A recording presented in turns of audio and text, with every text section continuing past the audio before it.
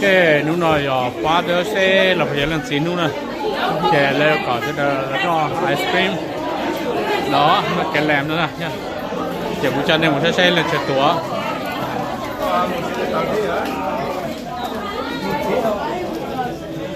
chả nên nó để cho nó cũng đủ cho nó lên hả bây giờ nói tao không lừa nữa vẫn nói tao không lừa nó cái tao lừa ôi vô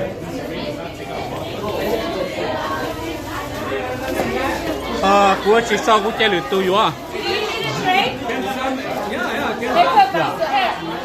sao vậy vô lâu rồi chơi chơi chơi vô tên là chơi là chỗ sao làm thế à của chị vô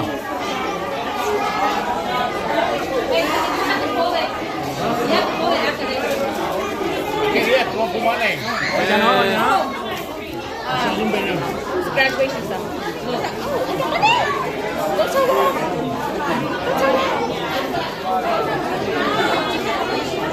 Pictures over here. Pictures with Dad over here. dạ You got your name?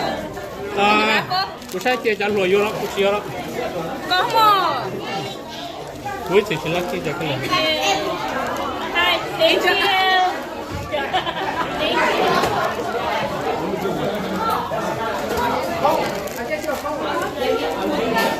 đây của chơi cho lùa vô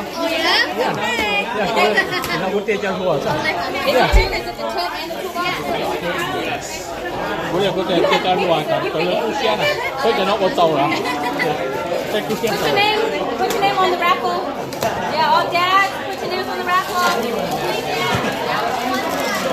Yeah, watch out. I got my eye on you.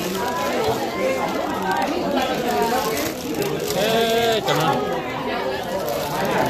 ok sau bé khăn nó rồi nè sẽ mà cũng chỉ sau cho con sẽ chơi được tàu thế này và có cổng cái tàu lúc đó sẽ mà cũng chơi nó cho lúa sẽ chơi cũng chỉ vào đây cũng chỉ xong đây cho salad đó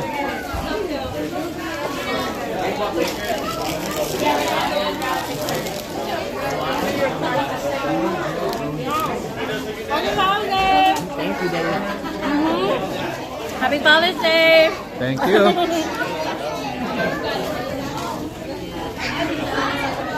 No, this is all Dad.